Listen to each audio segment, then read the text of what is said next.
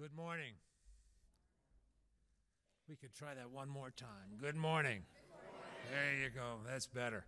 My name is Walter Wendler, and it's my great honor to welcome all of you here today. And what a great turnout of people from the Texas Panhandle and beyond. We are very excited to see all of you here.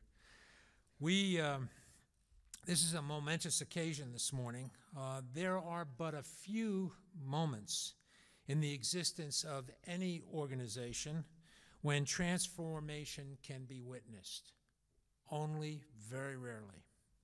Today may very well be one of those days for West Texas A&M University. I am absolutely convinced that it is. I have the distinct honor of announcing the single largest gift in the history of West Texas A&M University.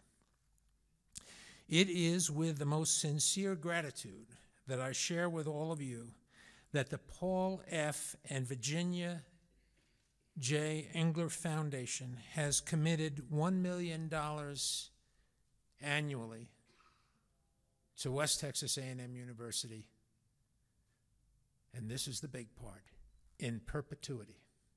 That's a long time.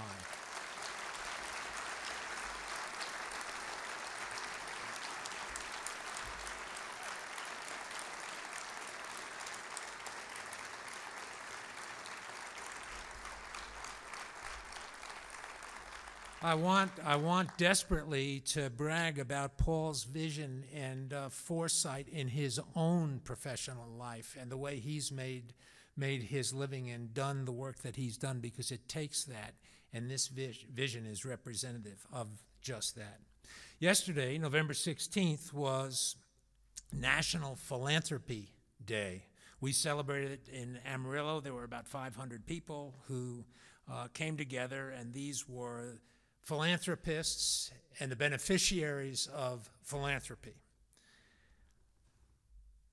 I want to declare, that was November 16th. I want to declare November 17th National Philanthropy Day in Canyon, Texas, because of Paul Engler.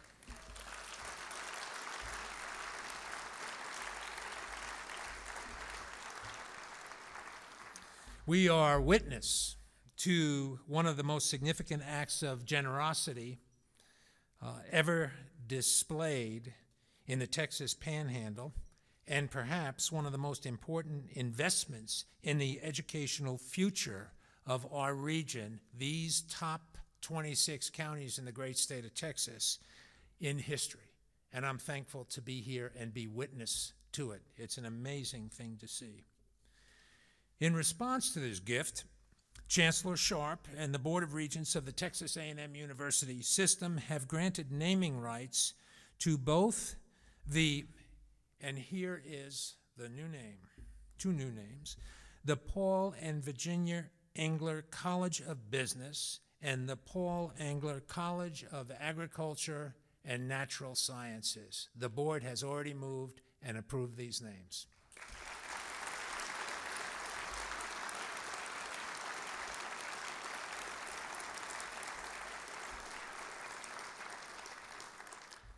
These colleges are led by outstanding deans with outstanding faculty and dedicated students. They're great schools. And Dr. Neil Terry and Dr. Dean Hawkins have done an exceedingly fine job in anticipating and proposing this kind of arrangement that is so beneficial to the university. And I think we should give a round of applause to Dr. Terry and Dr. Hawkins. Engler, a name soon to be as familiar to our students as Harrington or Kelley, belongs to a Panhandle icon, an industry legend, an innovator, an entrepreneur, and a lifelong learner. Paul bought and managed his first cattle herd at the age of 12. At the age of 12. And he built the first and large-scale cattle feeding operation in Hereford, Texas, back in 1960. It has turned into a legend, as has Paul. His vision and foresight planted the seeds of an industry in Texas that represents 1/3 of the total beef production in the United States of America. His accomplishments and recognitions are numerous, as you might expect, including being the inaugural inductee into the Cattle Feeders Hall of Fame. Paul, we accept your gift with not only the deepest appreciation, but also with incredible enthusiasm for the bright future that you, Paul Engler, that you are helping shape right here at West Texas A&M University. Ladies and gentlemen, it's my pleasure to introduce the namesake of the Paul Engler College of Agriculture and Natural Sciences and the Paul and Virginia Engler College of Business, Mr. Paul Engler.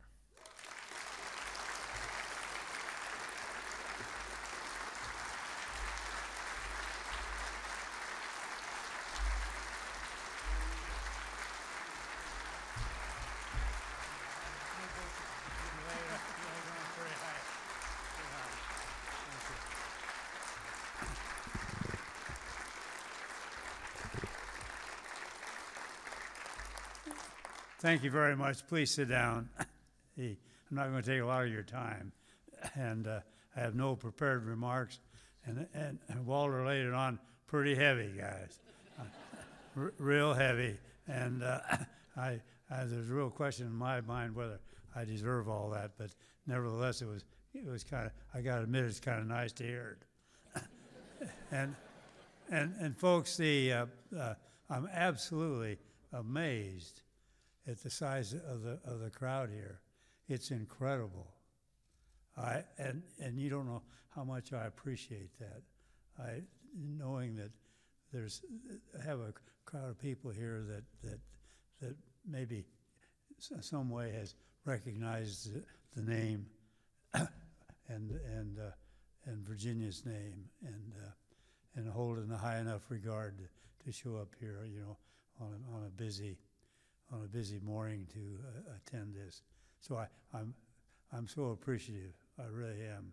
In fact, I get a problem here. The university and my good friend John Sharp, who will get up here in a little bit, Texas A&M recognizing this gift, and they make a big deal out of it. How thankful they are.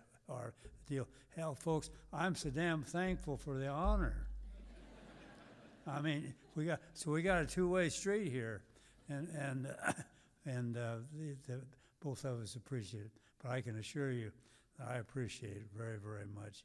Probably the finest honor that I've ever received, and the industry, particularly agriculture, has been very, very kind to me, and all kinds of acknowledgments, Hall of Fames, and so on and so forth. I mean, on the Hall of Fame down at Texas A&M and the animal science, deal. I was first inductee there. So, but this far surpasses anything that I've experienced, and I'm hopeful that the not necessarily the recognition, but the spirit of the gift goes on for the university. And it's crazy when you start to think, is something wrong with this guy? He talks about perpetuity. What the hell? Let's get realistic here. So we'll get realistic, and we can thank Dr. Terry here for a lot of his help in wading through this. But I like that. I like that $1 million. And the reason I like that is, and particularly the perpetuity, because I'm not going to be here forever. I realize that, and I want that foundation to go on and on and on. And this obligation, which is a legal obligation to do this, is a little form of discipline that whoever is running that crazy foundation, has to adhere to. So it's a good deal, folks. It's a good deal, and I'm hopeful that it'll go on and on and on, irrespective. And that money, and visiting with Walter, President Wendler, and so on and so forth, they've got some excellent plans on how that money will be spent. And of course, this size of this crowd is symbolic, of really what the asset that this university has in this area. And I can certainly attest to that from personal experience of the many graduates that we've had, in our company over a period of time. And the fact that we have an asset here in this 26 county area that is of the quality that your university is. So I wanted to go on. I wanted to go on, and this and that. But once again, folks, I want to thank you. I want to thank everyone that's been involved here. I want to thank the people, that have come out of a real busy time to attend this. And it's all been set up here with Walter, and I just hope I can continue to live up to some of that stuff, Walter. Thank you very much. But I really think that's enough said, folks. But thanks again.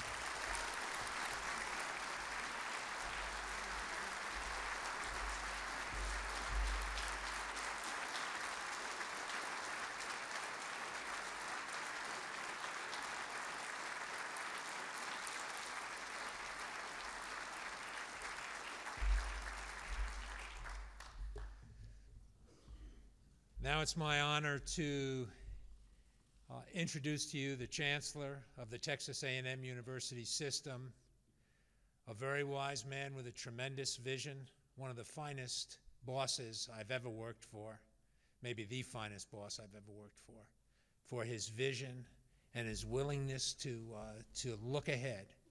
We're thankful for John Sharp. Please welcome Chancellor John Sharp.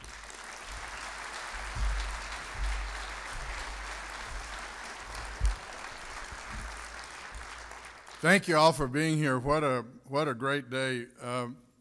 For those of you that went to A&M with me, I see a couple of them. Perpetuity means till Jesus comes back.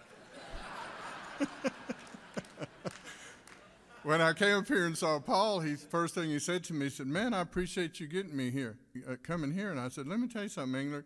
You can get me here for a hell of a lot less money than this." They wrote me this long speech about all this stuff, the same kind of stuff that Walter talked about, but I want to talk about how I know Paul Engler and when I first met him. I had the pleasure of going on a hunting trip on the Spike Box Ranch. I had my old pregnant bird dog that you treated better than all the rest of us.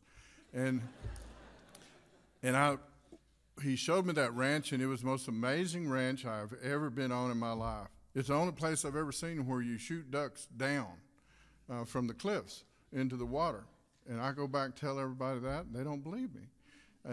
It's the only place I've ever seen that has where the mule deer and the white-tailed deer come together, and you've got these big-eared deer that run around like whitetails and the little-eared deer that bounce around like mule deer. And to this Aggie, that was a pretty amazing deal, kind of interspecies breeding or something like that. But the best part about that trip was meeting you. I think one of the best recruiting jobs that was ever done in the state of Texas by somebody was not in football. It was in getting this guy to come here from Nebraska. And one of the best things that ever happened to Texas. He has revolutionized the beef industry. He's ashamed of the fact that I have 200 head of Corriente cattle, and he said, "Ain't nobody going to eat them." I said, "Paul, people buy them and they rope them." He said, "Then what do you do with them?" But it is what's going to happen with this gift is a transformation of the College of Business, which is well on its way, and a College of Agriculture, which is well on its way, both of which within the next decade are going to be the best ag school and the best college of business in North Texas, period, because of what you've done and because of what's happening in those schools already. And when we take the Texas Veterinary Medical Diagnostic Lab and put it next to that ag school, and all those kids get to experiment with all of those things and that happen in the extension service and those experiment stations and things, it is going to create a special deal. And the work that Walter has already done and getting a new building there for that ag school. And there is one state representative here I want to recognize that helped with that. For Price. For, where are you at? For, thank you for everything that you did. Thank you for everything that you did in the legislative delegation here. But Paul, what we promise you is we're going to use this money and build the darndest ag school and the darndest business school that you can possibly imagine. We are not going to do what John Cruikshank did. Now, I told him this story, and I'll tell you this story. When I was first running the lottery, I didn't want to run the lottery, but I had to when I was controller. And the first winner was a guy named John Cruikshank. And boy, I was standing there with him, fixing to hand him that $1 million check. And old Cruikshank looked at me and I said, look at these TV cameras, 50 TV cameras out there. John Sharp from Placido, Texas is going to be on the news. And I handed him a check, and the first question from a member of the press was, John, what you going to do with that money? And he said, I'm going to spend some of it on whiskey, I'm going to spend some of it on women, and then I'm just going to waste the rest of it. And my mother was not pleased with that interview. I can't tell you about the warm feelings I have for you, Paul, and for your family, and what you're doing to West Texas A&M. And what we pledge to you is we're going to make darn sure that every day of your life and every day of your grandkids' life, they are proud that this happened and that this money is going to build an unbelievable legacy, not just for you, but for the kids of the Panhandle and all the kids that come to West Texas A&M. God bless you, Paul. Thank you so much.